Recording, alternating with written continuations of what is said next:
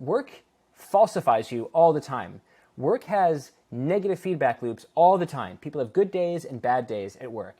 And so it's hard to put your sense of self in the hands of another, in the hands essentially of a boss or the market. When you make, political interest your religion, when you make actual faith in God your religion, you can sort of worship that from afar without ever being, explicitly castigated by like a boss, right? And so there's ways in which I think that like the kind of workism that we develop, this kind of faith in work, can actually be like really sickening because again, these jobs were not created to necessarily fill us with self-actualization. These jobs are very often created in order to just be jobs. And so I'm afraid of people that place too much emphasis in their work.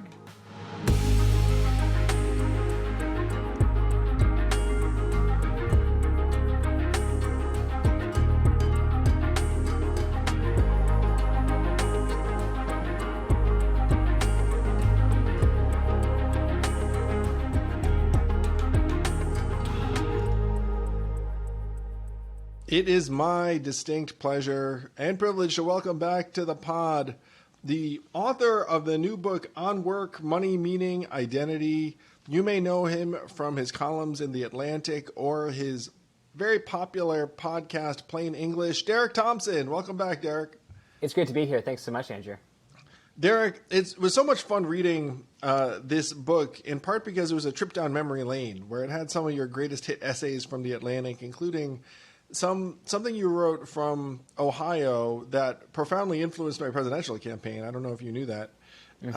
But you've been writing about work, technology, progress, capitalism, leisure time, all kind of interwoven together, and this new thing that you call workism. So what the heck is workism? Yeah, workism is an idea that I had maybe 2 or 3 years ago, where I saw that a lot of people who were middle class, upper middle class, this is the managerial elite of America, who very often had fallen out of love with organized religion, had, in an age where religiosity had declined, made work their religion. So what does that mean? People say X is a religion all the time. Well, I think that historically, a lot of things that people have sought from organized religion, like meaning, community, transcendence, self-actualization, a lot of those things are virtues that people seek explicitly from their jobs. And I became very interested in the degree to which work had seemed to replace God in many people's lives. And I think that there are some ways in which this is not all bad. It's clearly better to enjoy your job than to not enjoy your job. But at the same time, as I wrote in the piece, I think a lot of people essentially made their desks their altars. They asked for much more out of work than work was prepared to give them, and that it was becoming a source of both quiet individual misery and broader systemic berserkness. And so we can go into each of those, but I saw these issues sort of coming out of this fundamental issue that people had essentially made work their religion. Well, certainly the decline of religiosity has been well documented. And I had a guy on the pod named Arthur Brooks who thinks that politics has kind of supplanted organized religion for a lot of folks. And he likened cable news talking heads to essentially preachers, idols, if you will. And I think work has occupied this place for a lot of people. I confess that I had some ambivalence when I was reading your description of workism, because I'm probably a workist myself, and I think that you actually described and said, "Look, I might be guilty of this, even as I'm describing it." Yeah, I think I confess to being a potential or full-blown workist in the essay. I absolutely put work many times at the center of my life. I absolutely often will have a day determined in ways I don't feel good about by whether or not things went well at work. That, when I'm with my friends, when I'm with my wife, I will be in a good mood or a bad mood based almost explicitly on what just happened to me in my job in the previous hour. And the truth is, diagnosis must come before the cure. And I wanted to, when I wrote this piece, essentially see that part of myself, see it clearly and say, is this a part of me that I want to be a part of me? Is it a part of me that I'm proud of? Or is this a value in my life that I would like to downshift a bit? Because, and this goes a little bit philosophically toward the difference between work as a religion, and even frankly politics as a religion, or actual religion, faith in God as a religion. work falsifies you all the time. Work has negative feedback loops all the time. People have good days and bad days at work. And so it's hard to put your sense of self in the hands of another, in the hands essentially of a boss or the market. When you make, political interest your religion, when you make actual faith in God your religion, you can sort of worship that from afar without ever being, explicitly castigated by like a boss, right? And so there's ways in which I think that like the kind of workism that we develop, this kind of faith in work, can actually be like really sickening because again, these jobs were not created to necessarily fill us with self-actualization. These jobs are very often created in order to just be jobs. And so I'm afraid of people that place too much emphasis in their work. Well, one of the things you wrote in a piece when you talk about Ohio's economic transition, and I tried to document some of this too for people, was that idleness has really negative psychological effects for a lot of people that experience it. There was one person you quote who likened it to losing a loved one, something along those lines. And time use studies show that if you have free time, particularly if you're a man, you don't necessarily run out and volunteer more or do things that people think of as kind of productive time uses. You watch TV. Yeah. That there's a lot of TV watching, a lot of computer use, a lot of things that make you feel less connected. So that's one of the natural outgrowths of your concern with workism, I think, is what the heck do we do when you don't have work? Yes, and that's really well put, because on the one hand, someone might have listened to you and say, aren't you making two opposite points? That on the one hand, you're saying, when we're too obsessed with our jobs, that's bad. But on the other hand, when we don't have a job, that's also very bad. Yeah, this is absolutely something that can benefit from the, Aristotelian mean. Like, people should have jobs. It seems that not having jobs is incredibly immiserating. But also, I think there are dangers in what we have formerly called careerism, workaholism, that is being too obsessed with progressing in your career, too obsessed with working long hours, and then workism, another word that I'm throwing into this sort of linguistic jambalaya, which to me says not just about being obsessed with progressing through your life or working long hours. It's about defining yourself, hanging your identity on the tent pole of what you do so that who you are is what you do. I think that is the danger at the other end of the spectrum. But the reason I think it's really sophisticated to point out that these two things exist in the same world is because they don't necessarily have to. We don't need to have built a world, for example, where attachment to the labor force was the be-all, end-all of society. But the truth is, we kind of have. If you want earned income tax credit, you have to work. If you want some of these other, means-tested credits that are attached to people who are working, attached essentially to W-2s, you have to work. And so we have, as a message top-down from the government, from people that are making policy, this idea that work, in fact, is central, not only to your identity, but to your ability to be above the poverty line. If you want to escape that world of poverty, you, of course, have to work until you're 65 years old and you can collect Social Security. So there are other worlds that we could theoretically build, and a lot of this book is about what those worlds could look like.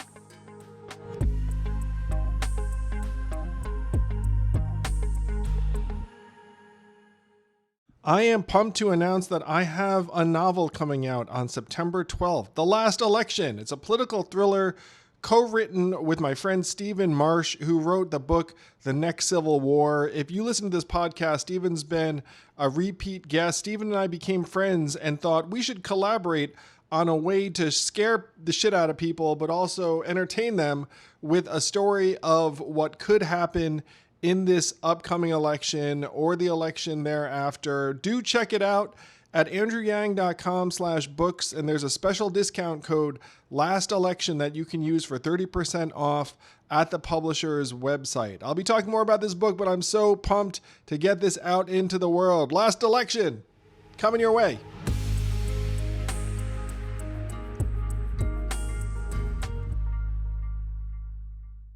One of the trends that I've been stressed about ever since I started in public life, I suppose, has been the departure of Americans from the workforce.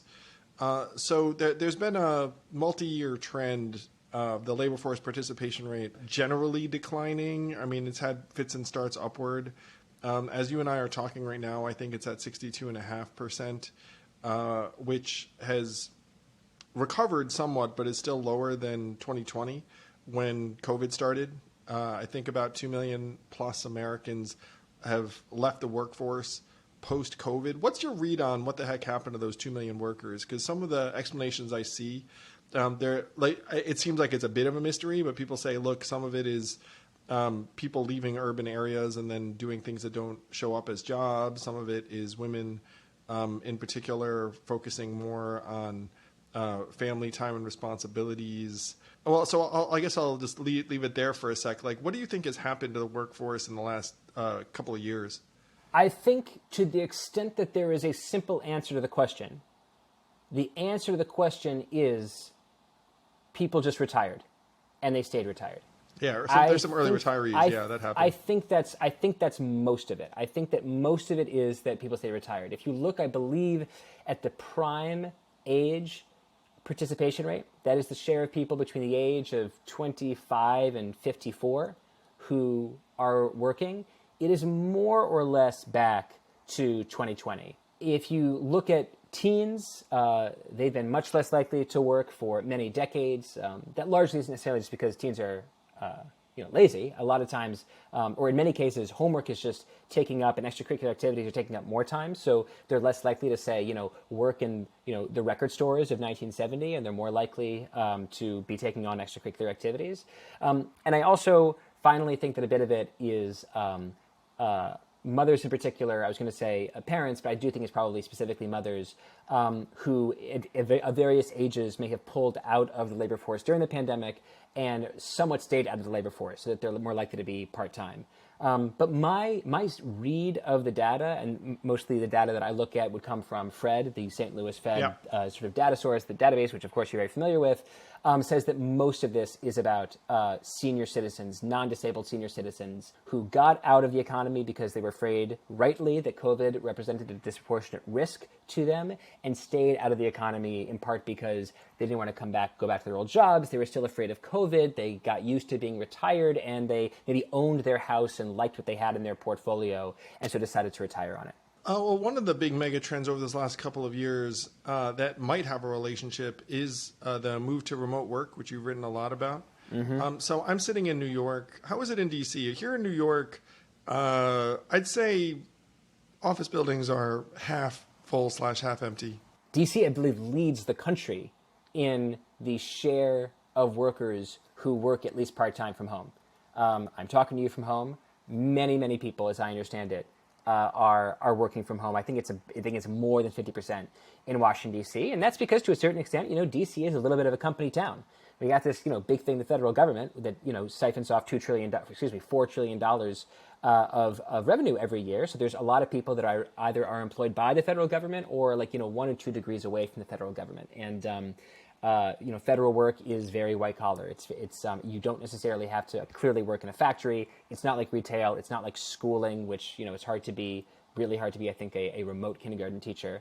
So DC, I believe, last time I looked at the data, led the country in the share of people who are remote.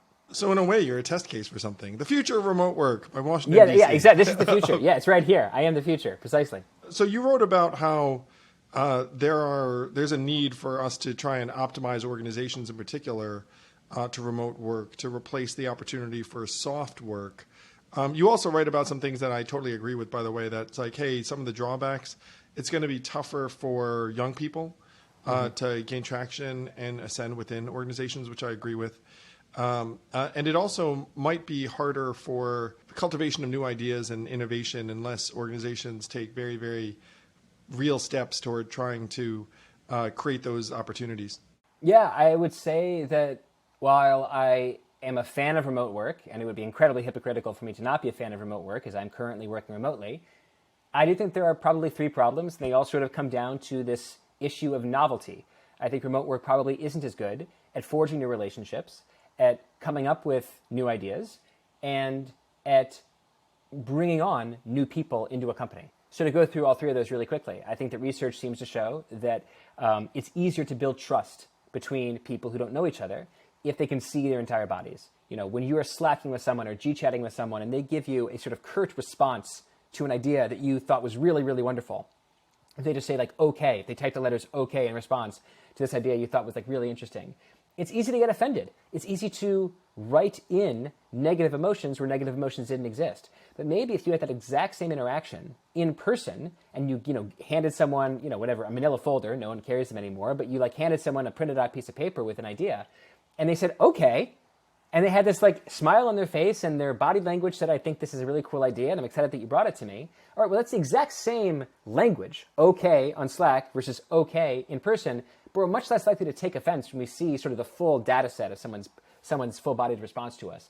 So in that way, I think that psychological safety is probably easiest to build in person, and why lots of organizations that are remote have maintained success while being remote by having a lot of offsites, by having a lot of in-person meetings, because there's this understanding that a company is not really a company if people are only talking to each other on Slack. That's not a company. It's a group text. It's a group text that pays corporate taxes. And so I think that it's really important for these companies to have opportunities for colleagues to actually see each other and build that kind of trust and psychological safety. Atlantic, take note. Derek wants everyone to get I together. don't. What I'm saying instead is meaningfully different, and this is a point of contention at my and many other organizations. It's not that I think that everyone needs to be in the office on every given Monday, Wednesday, and Friday. It's rather that if no one is ever together on any Monday, Wednesday, Tuesday, Thursday, Friday, that's when you have a problem. That it's important for remote-first companies to build in a habit of physical world reunions, because people like working with people, not with icons on a group chat.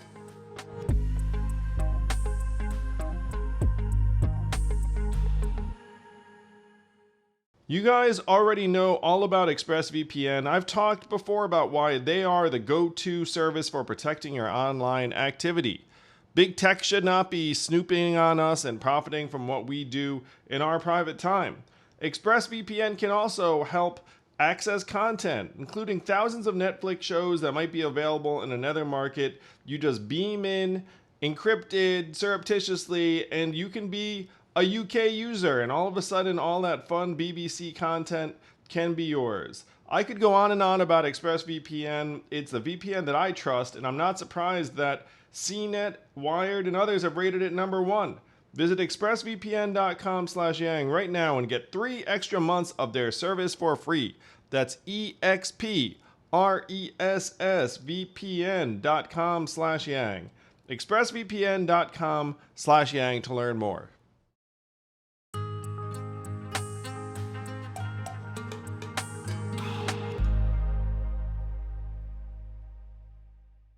I'm going to speak for myself for just a moment, Derek, because though my situation might be unusual, whatever. So when people send me messages around an idea they might have, or a company they're working with, so I get them in all forms of media.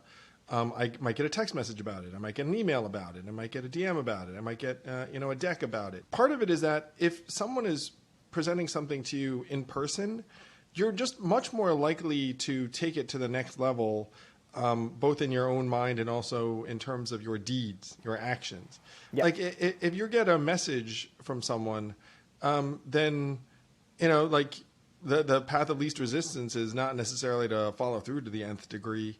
So that I think there's a generation of reciprocity that occurs in person to a much higher extent, where it's like, oh, I'm not going to be able to ignore your thing because, you're freaking...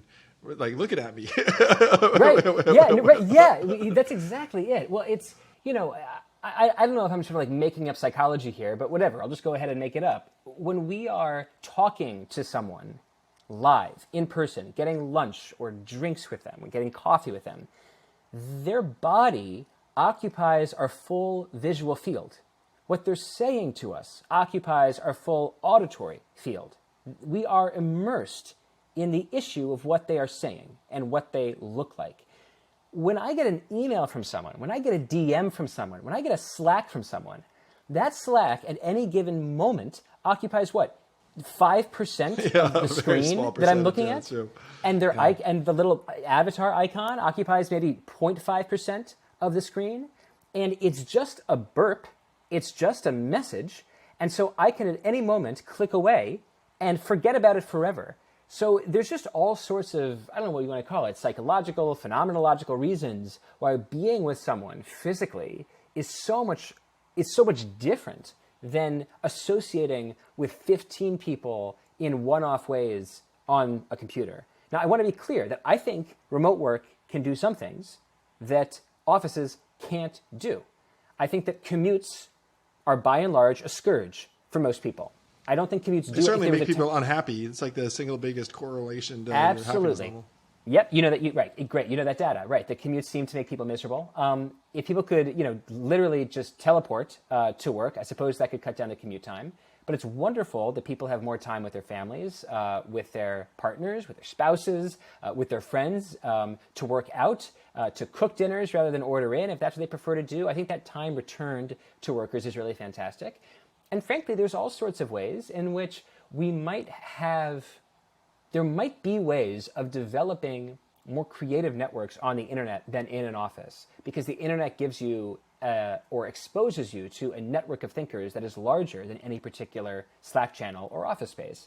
So there are ways in which I think remote work can be better than office work.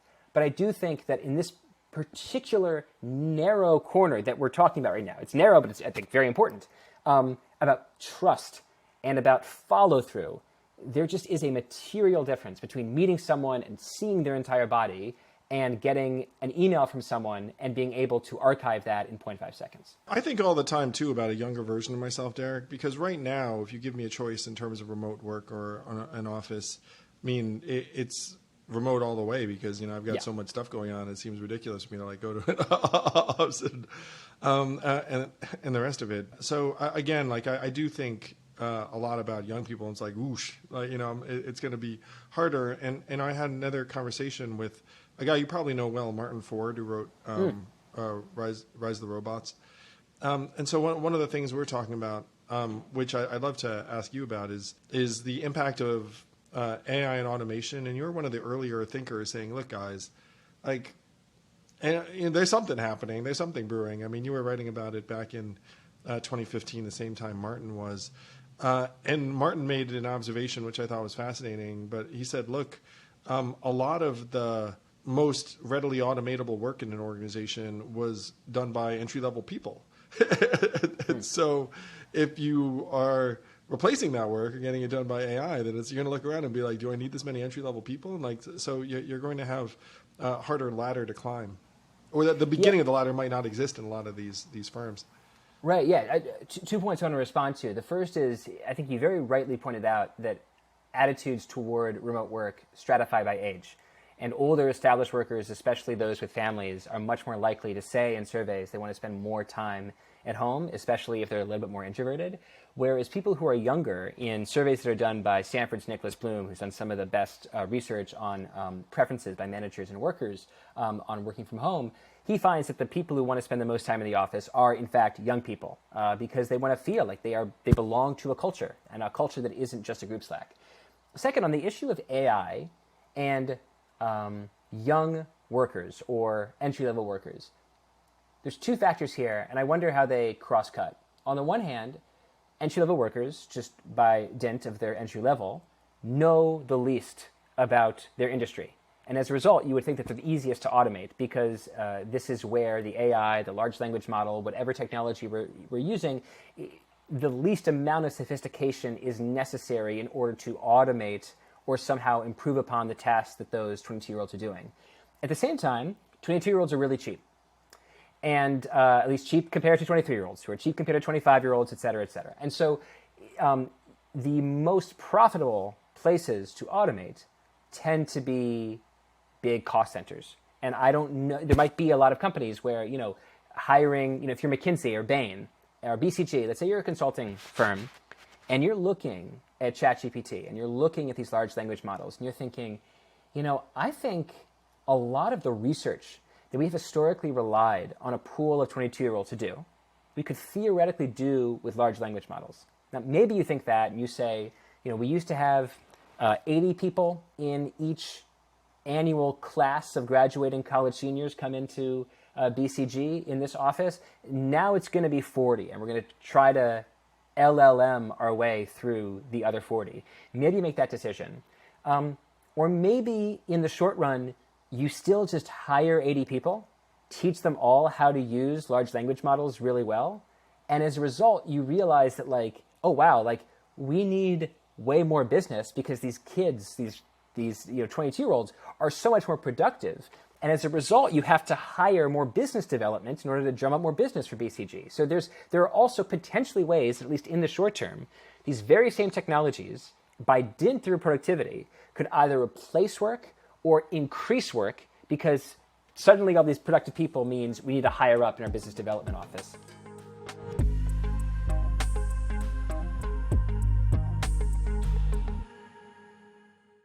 The Ford Tour is coming to a city near you. That means I'm coming to a city near you. I'm heading to San Francisco, Los Angeles, Seattle, Raleigh, Denver, and more in the spring. Go to FordParty.com to check out the upcoming dates or just check out my social media. Primarily Twitter, unfortunately.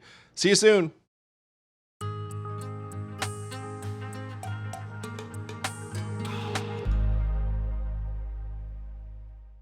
I signed on to this letter that Tristan Harris helped organize that said, look, let's try and put a pause on these tools for a minute. Now, did I think that that was likely to stimulate productive conversation? Yes. Did I think that it was going to be effectuated? Probably not.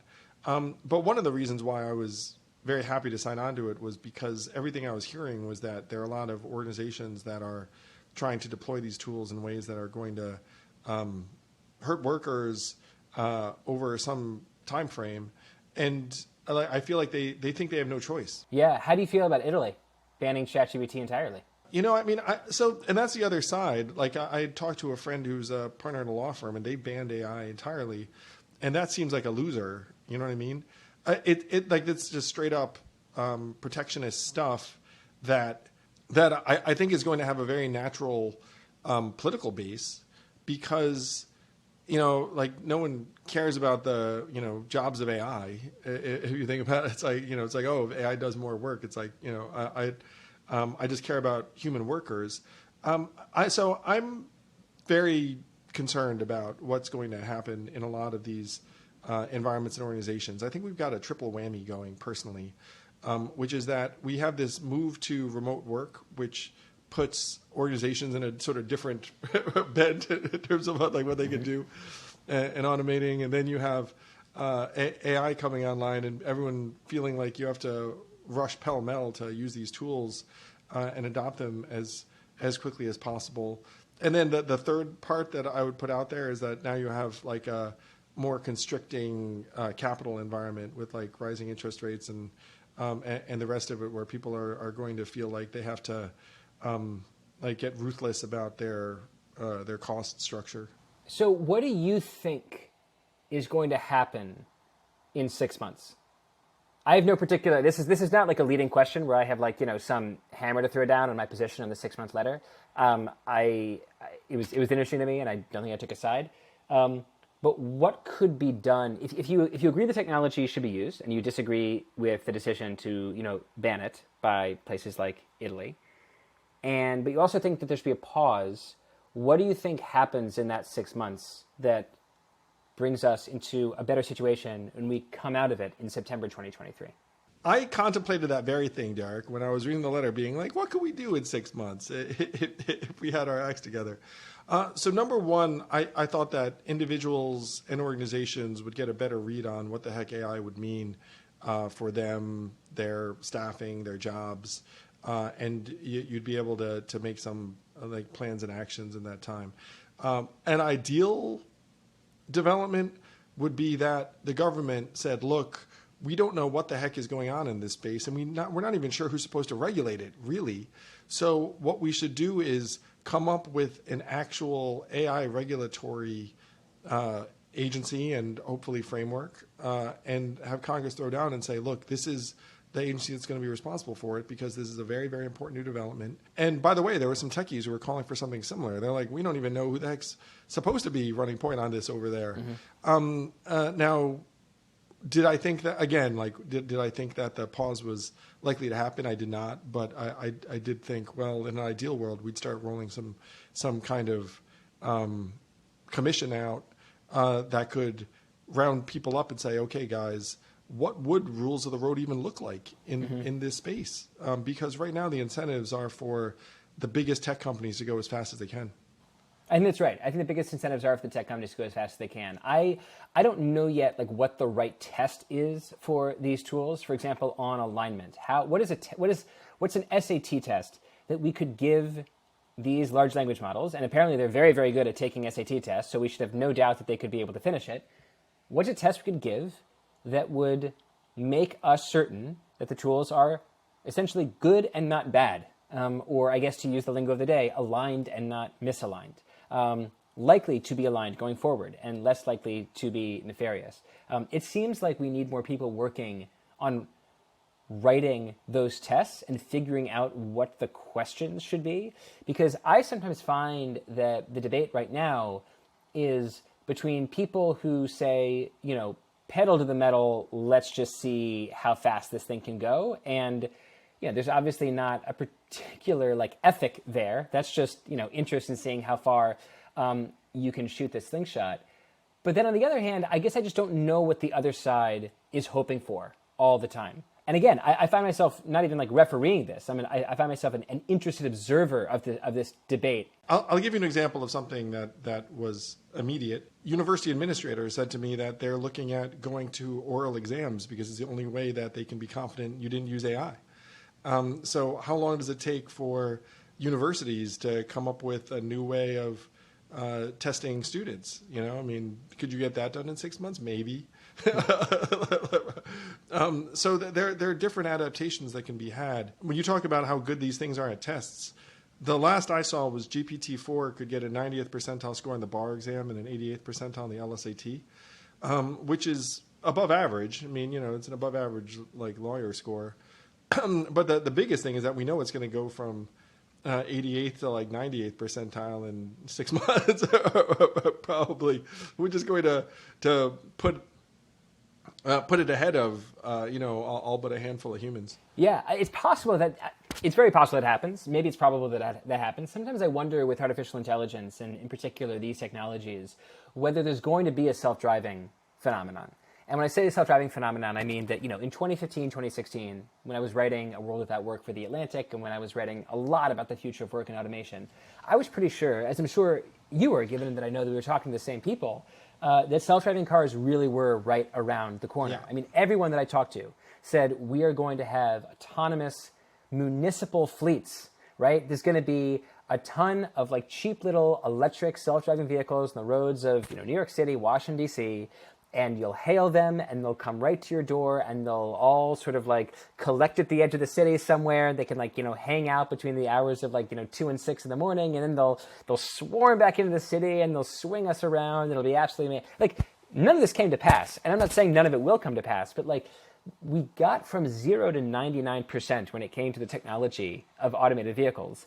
And we just got stuck at 99, it seems to me. We just haven't been able to get from the point of Waymo has self-driving test pilot projects in Arizona to this is in Los Angeles, this is in San Francisco, to New York and DC. Yeah, I did talk to a lot of the same people. And I was with you. It's like I was confident that it was going to happen based on the confidence of others that it was going to happen, and then it did not happen. I will say that on this one, the thing that shook me up the most was the gulf between GPT-3 and GPT-4. It was just so much better and stronger and faster in a period of, weeks. And so one of the things that someone pointed out, which I think is right, there are a lot of environments that have been hyped about automation that are not happening. And self-driving vehicles is a prime example. But there are others too, and there are two major obstacles that they face that ChatGPT does not face. So number one is that you have interaction with the real world and high stakes environments where it's you can't accept a 99.9% success rate on making a left turn, because that's you crash every 1,000. One in every 1,000 left turns. Yeah, you're killing someone. Yeah. Whereas you could accept those kind of confidence intervals when you're writing an essay or a poem. Very true. And then the other thing is that you're running into robotics limits and real world physical limits in a lot of these environments. Whereas, these large language models, it's like whatever, they can just eat data points and just keep on going. So I think they've found like a very fertile avenue for these tools to just run wild without having like a whole slew of major legal problems. And that's probably right. I think it's probably a pretty good answer to the question of, will AI have the self-driving car phenomenon? I think I hadn't thought of the first, although when you said it, I was like, oh yes, of course that's obvious. Like if I sometimes I'll if I use ChatGPT for like research or something, I say like, give me 7 papers from economic history about the degree to which technology replaces human labor, right? And I'll get like maybe 6 papers that are real and 1 paper that's like a total misprint and like one of the names is misspelled. Like 6 out of 7 ain't bad is my response to that result. This is a incredibly directionally useful reply from ChatGPT. If you crash the car 6 out of 7 times, you pull it out of the driveway, that's an utter catastrophe. So like, yeah, that seems like a really, really important point that I hadn't quite thought of.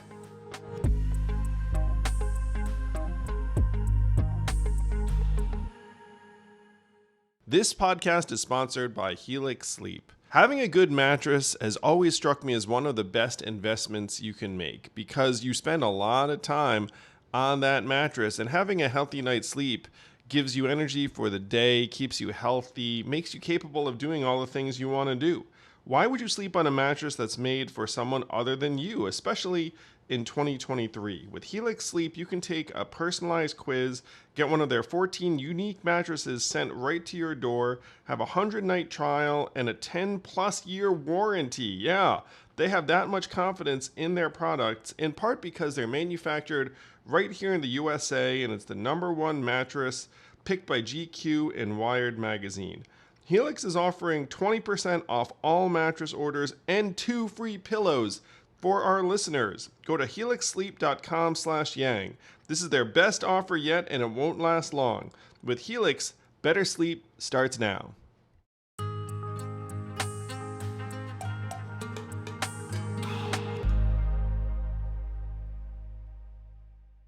So my concern level about this stuff is sky high. And one of the test cases I use is call center workers, which is like you definitely don't need genuine human intelligence to like walk people through an interaction at a level that's probably better than at least some proportion of human human call center workers.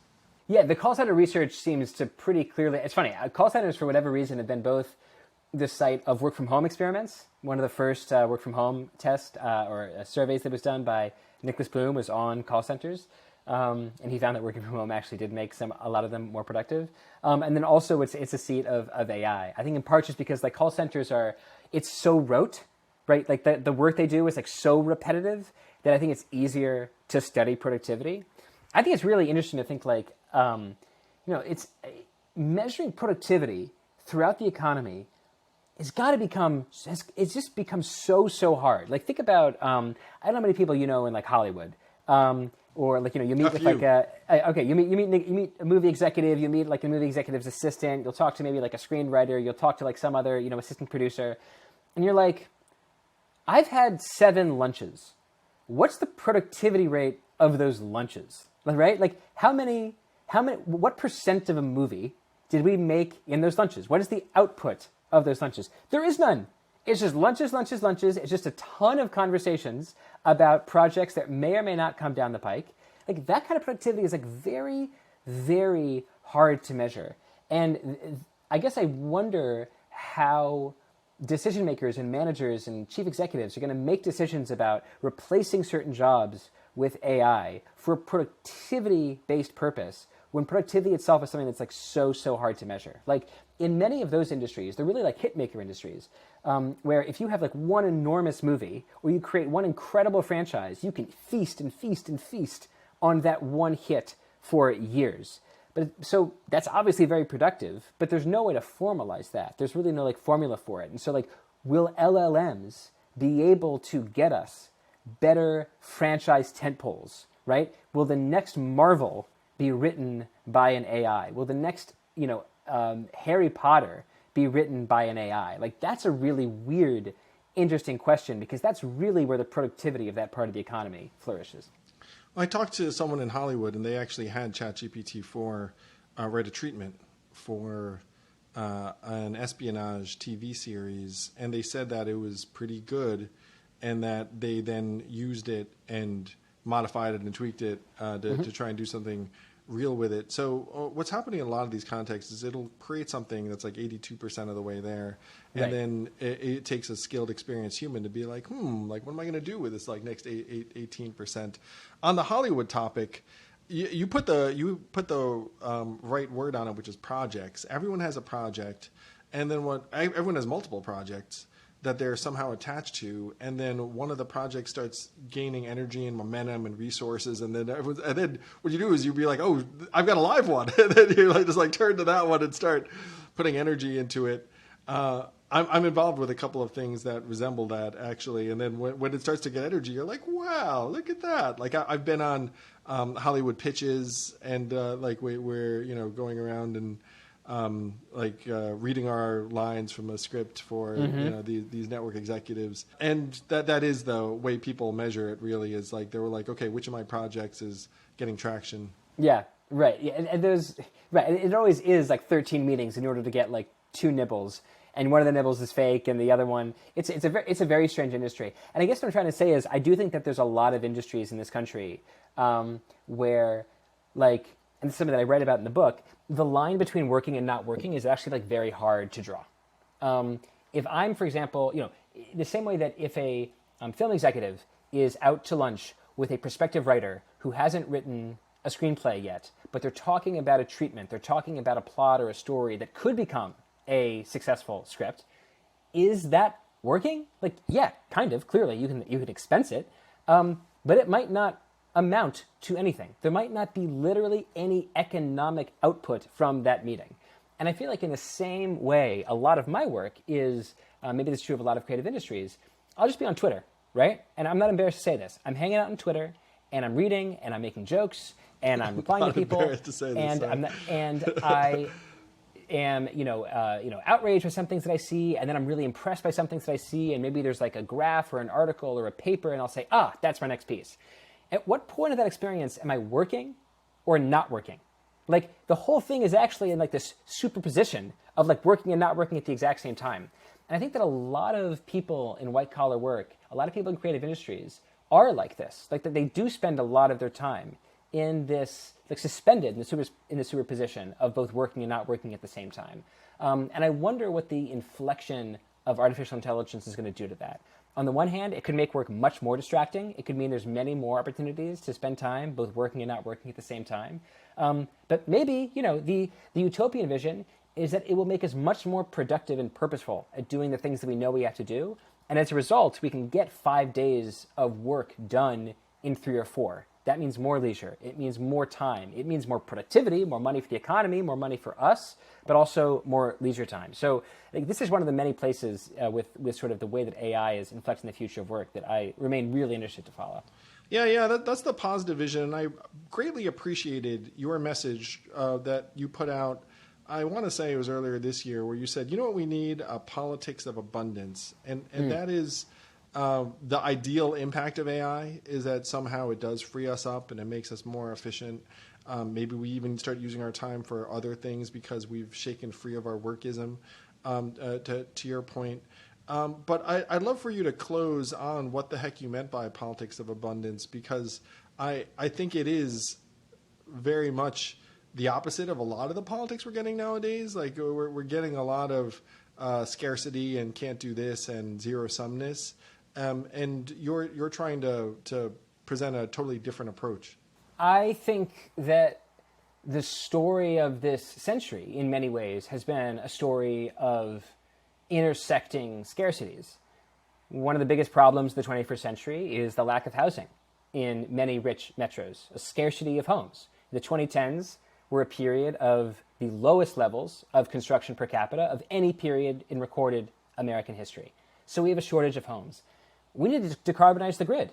We've got lots of people, especially on the left, who are saying we have to move to a carbon-free economy, get out coal, get out gas, get out oil.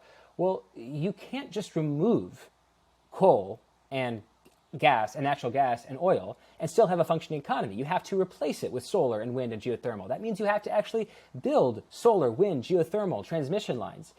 If we want an abundance of healthcare, if we want an abundance of access, we should look at the fact that America has the fewest physicians per capita of any country in the OECD.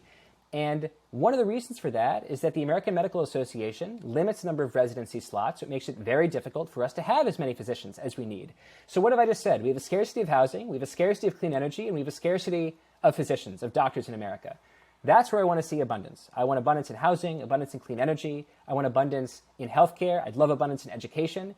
That's where abundance is good. The problem of the 21st century is that we've had an abundance of shit. Like the internet makes it very easy to lie, disinformation, misinformation, nonsense. We've got an abundance of that, an abundance of digital nonsense. I want more abundance in the physical world and less abundance in the digital world. Well, that is a fantastic clarion call. Derek Thompson on work, money, meaning, identity, and one of my favorite thinkers and writers on these topics, which are near and dear to my heart. I got to say, I've relied upon you heavily this last number of years. If someone wants to keep up with you and your work, how can they best do so? Yes, subscribe to the Plain English podcast. Follow my writing at The Atlantic. I'm at DK Thomp on Twitter. I guess those are 3 ways. And do check out this book of essays. The thing I loved about this book of essays is that they were very, very deep. It would be like a 5-page thing, and I'd be like, I can read this pretty quickly. But it's like, oh, wait, I can't read this really quickly because there are actually like a lot of very, very important, impactful ideas here. Like if I really want to understand them, like I actually have to sit on them for a little bit. So congratulations on this, man. It's like a compilation of some of your greatest hits. But I think people would enjoy it immensely if they get their hands on it. I really appreciate that. Thank you, Andrew.